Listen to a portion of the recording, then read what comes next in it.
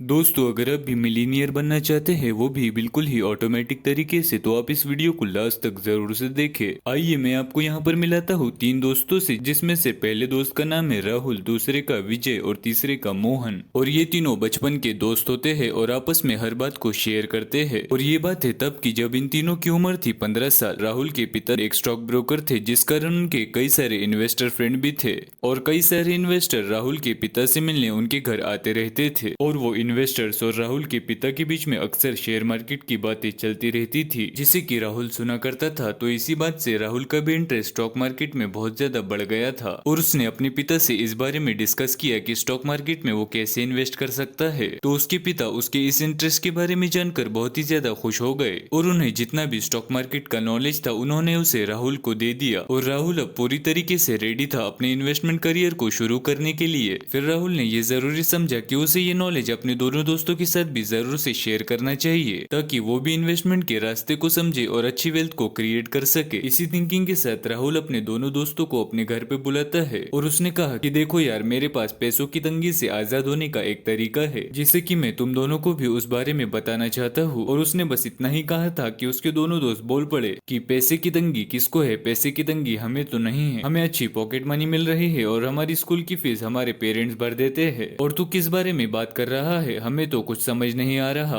और तू ज्यादा ओवर स्मार्ट मत बन, हमारे लिए कुछ खाने के लिए लेकर आ। और ये कहकर उन्होंने राहुल की बात को बीच में ही काट दिया और उसकी इन्वेस्टमेंट वाली बात में कोई इंटरेस्ट नहीं दिखाया। इनफैक्ट उन्होंने राहुल को भी डिमोटिवेटेड कर दिया और ये कहकर कि ये सारी चीजें बड़े लोगों के काम होते हैं, हम तो अभी बच्चे हैं। जब 30-40 साल के हो जाएंगे, जब हम सोचेंगे इन्वेस्टमेंट करने के बारे में। लेकिन ये सारी चीजें देखकर राहुल नहीं माना, उसने सारी चीजों को नजरअंदाज कर दिया और वो इन्वेस्टमेंट करने के लिए अच्छी अपॉर्चुनिटीज ढूंढने लगा। और उसके पिता के दिए ज्ञान और अपनी रिसर्च के अनुसार उसे ये समझ आ गया कि उसे इंडेक्स फंड में इन्वेस्ट करना चाहिए। और उसने अपनी पॉकेट मनी में से कुछ पैसे को बचाना चालू कर दिया, क्योंकि उसकी पॉकेट मनी पहले से ही कम थी, तो उसे शुरू में बहुत सारी परेशानियों का सामना करना पड़ रहा था। फिर उसने ये सोचना शुरू कर दिया कि वो अपने पैसों को फालतू में कहाँ पर खर्च करता है, जिन्हें कि अगर वो फालतू की खर्च करना बंद कर दे तो उसकी लाइफ में भी ज्यादा कोई फर्क नहीं पड़ेगा। इनफैक्ट ये सारी चीजें करने से कुछ अच्छा ही होगा। फिर उसने देखा कि वो अपनी स्कूल कैंटीन में कुछ ज्यादा ही पैसे को खर्च कर रहा था, वो भी फालतू चीजों पर, जैसे कि लंच के बाद कुछ एक्स्ट्रा चीजों को खाने में, जो कि हेल्थ के लिए बिल्कुल ही खराब होती है। इसीलिए उसने डिसाइड किया कि वो ये सारी चीजों को खाना बंद कर देगा और जितने भी पैसे बचेंगे उन पैसों को इन्वेस्ट करा करेगा। और ऐसा करके वो डेली के 80 से 100 रुपए बचाने लगा। और भी कई सारे तरीके उसने ढूंढने शुरू कर दिए थे पैसे बचाने के, जैसे कि जब भी उसके घर में मेहमान आते और उससे कुछ पैसे दे जाते, ये कहकर कि लो बेटा इसे कुछ खाने के लिए खरीद लेना, तो फिर वो उन पैसों को कुरकुरे या फिर लेस खाने में खर्च नहीं करा करता, बल्कि उनको सेव किया करता था। और जब उसके सेव करे हुए पैसे थोड़े ज्यादा हो जाते तो फिर वो उन पैसों को अपने बैंक अकाउंट में डिपॉजिट करवा देता था। और ऐसा करके वो महीने के 3,000 रुपये सेव करने लगा था, जिनको कि फिर उसने इंडेक्स फंड में इन्वेस्ट करना शुरू कर दिया, SIP करवा कर। यानी कि हर महीने ये पैसे उसके अकाउंट से ऑटोमेटिकली कट जाते और SIP के थ्रू इंडेक्स फंड में इन्वेस्ट हो जाते। अब क्योंकि वो 15 साल का एक टीनेजर था, इसीलिए उसका मन बहुत ज्यादा चंचल भी था, जो कि उस उम्र में अक्सर होता ही है। इसीलिए उसे डिसिप्लिन लाने में बहुत ज्यादा प्रॉब्लम हो रही थी। कई बार उसका मन इन पैसों से कुछ खरीदने का होता, कई बार उसका मन करता कि इस महीने की मैं इन्वेस्टमेंट रहने देता हूँ। और क्योंकि उसने सारे प्रोसेस को ऑटोमेट कर दिया था SIP के जरिए, तो उसके पैसे पहले ही उसके अकाउंट से डिडक्ट होकर इन्वेस्ट हो जाते थे। और मार्केट में कई सारे अप्स एंड डाउन्स भी हुए, इसीलिए उसे कई सारे इमोशनल सेंटिमेंट्स का भी सामना करना पड़ा था। और फिर कई सारे प्रॉब्लम्स को फेस करने के बाद राहुल अपने टारगेट तक पहुंच जाता है। और उसका टारगेट था कि वो सिर्फ और सिर्फ 5 साल तक मेहनत करेगा और पूरे डिसिप्लिन के साथ इन्वेस्टमेंट करेगा। और जब सारे लोग पैसों के पीछे दौड़ रहे होंगे, तब मैं पैसों की चिंता को छोड़ दूंगा और फिर मेरे पैसे मेरे लिए खुद ब खुद ग्रो होना शुरू हो जाएंगे। और उसने फिर वैसा ही किया। 5 साल कंटिन्यूअसली SIP के जरिए उसने पूरे पैसों को इन्वेस्ट कर दिए थे। और जब वो 20 साल का हो गया तो फिर उसने फर्दर इन्वेस्टमेंट करना छोड़ दिया था। और अब तक राहुल की अच्छी सी जॉब लग चुकी थी और विजय और मोहन की भी जॉब लग गई थी। पर इन तीनों की क्वालिटी ऑफ लाइफ में बहुत ज्यादा बड़ा फर्क था। और विजय और मोहन हर बार यही बात करते थे कि यार इस महीने तो एक्स्ट्रा बोनस भी मिला था, लेकिन फिर भी बैंक बैलेंस तो 500 रुपये ही दिखा रहा है। जबकि राहुल बात करता शॉपिंग या फिर ट्रेवल करने की।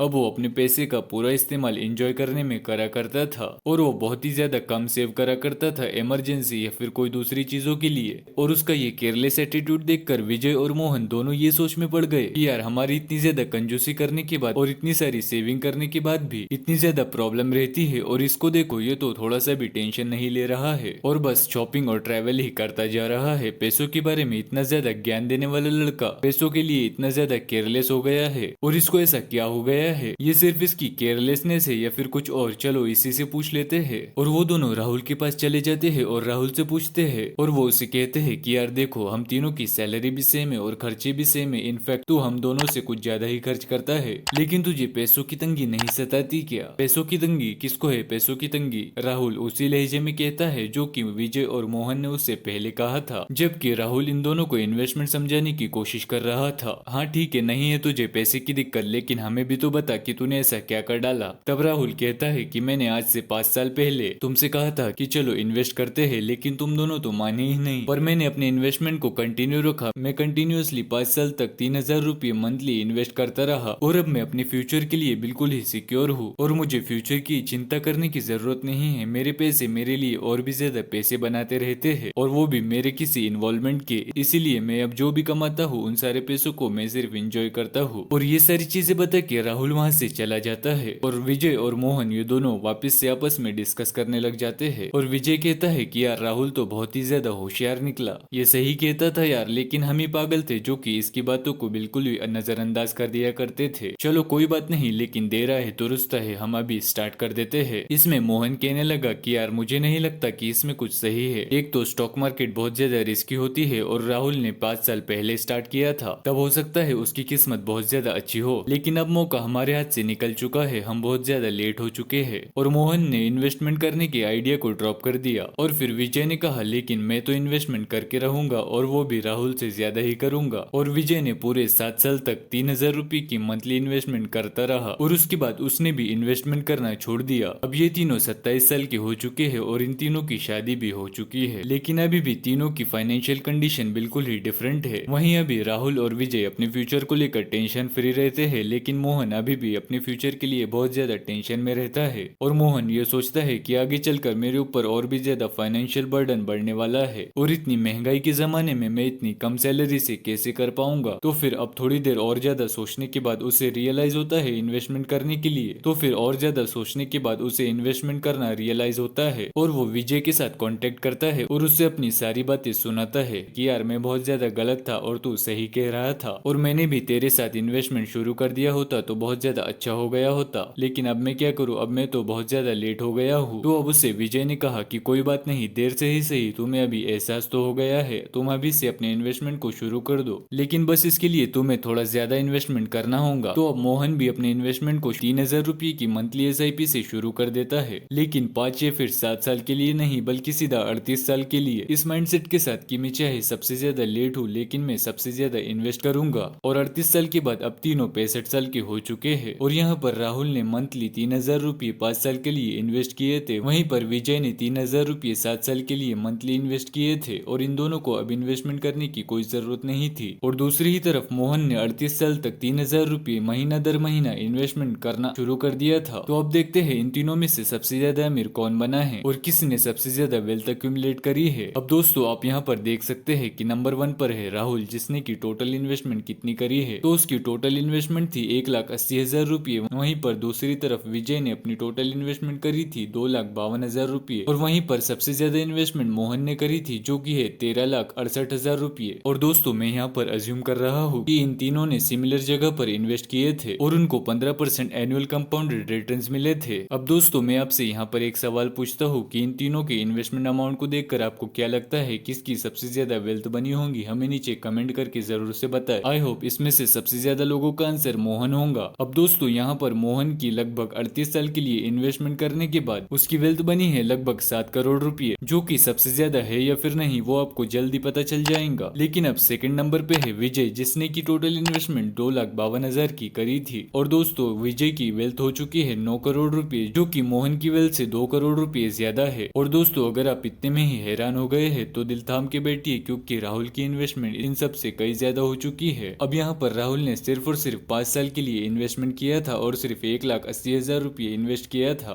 और राहुल की टोटल वेल्थ की बात करें तो इसने सीधा 14 करोड़ रुपए की वेल्थ को अक्यूमुलेट किया है ना दोस्तों। सरप्राइजिंग, सबसे ज्यादा कम पैसे इन्वेस्ट करने के बाद सबसे ज्यादा वेल्थ क्रिएट करा है राहुल ने। और दोस्तों यही यही है टाइम की पावर इन्वेस्टमेंट में। और दोस्तों यही स्टोरी हमें कुछ बहुत ही ज्यादा इंपॉर्टेंट बातें सिखाती है, जो कि अगर आप भी जान जाते हो तो आप भी बहुत अच्छे इन्वेस्टर बन सकते हो। नंबर 1, जितना जल्दी आपसे हो सके आप उतनी ही जल्दी इन्वेस्टमेंट शुरू कर दो। एक इंसान जो कि जल्दी शुरू करता है दूसरे इंसानों से वो हमेशा आगे रहेगा उनसे जो कि लेट स्टार्ट करते हैं, और चाहे वो बड़े अमाउंट को इन्वेस्ट क्यों ना करे। नंबर 2, अपने प्रोसेस को ऑटोमेट करे और कंपाउंडिंग की पावर को समझे। अब जैसे कि राहुल ने कंपाउंडिंग की पावर को समझ गया था तो उसे पता था कि उसे सिर्फ 5 साल तक इन्वेस्ट करना है और उसके बाद कंपाउंडिंग खुद ब खुद सब कुछ संभाल लेंगी। और 5 साल भी बहुत ज्यादा लंबा टाइम पीरियड है। कई सारे लोग तो 5 साल के लिए भी कंसिस्टेंट नहीं रह पाते, इसीलिए आप एसआईपी के जरिए अपने प्रोसेस को ऑटोमेट कर सकते हो ताकि आपको डिसिप्लिन रखना ही ना पड़े। और मशीन को तो ये पता ही नहीं होता कि आप कैसा फील कर रहे हो, उसे सिर्फ कमांड देनी होती है और वो उसे फॉलो करेंगी, जबकि इंसानों का हर बार मूड चेंज होता रहता है। इसीलिए आप टेक्नोलॉजी का सहारा लीजिए और एसआईपी जैसी चीज में इन्वेस्ट करिए। Last but not the list, learn करिए, हर चीज से कुछ न कुछ नया सीखने की कोशिश करिए और जिस चीज में आप सक्सेस पाना चाहते हो उस चीज को सीखे बगैर आप कुछ भी नया नहीं कर सकते। जैसे कि राहुल को उसके पापा ने इन्वेस्टमेंट के बारे में सिखाया था और उसने कई सारी बुक्स भी पढ़े थे जिससे कि वो राइट डिसीजन ले पाया। वैसे ही दोस्तों आप भी हमेशा लर्न करते रहिए, नॉलेज भी हमेशा कंपाउंड होता रहता है और ये हमेशा लर्न करने से ही होता है। इसीलिए आप हमारे चैनल को जरूर से सब्सक्राइब कर लीजिए, क्योंकि हम आपके लिए बहुत ज्यादा इन्फॉर्मेटिव वीडियो लेकर आते रहते हैं। और इस वीडियो को अभी लाइक करिए और आपको वीडियो कैसा लगा हमें नीचे कमेंट करके जरूर से बताएं।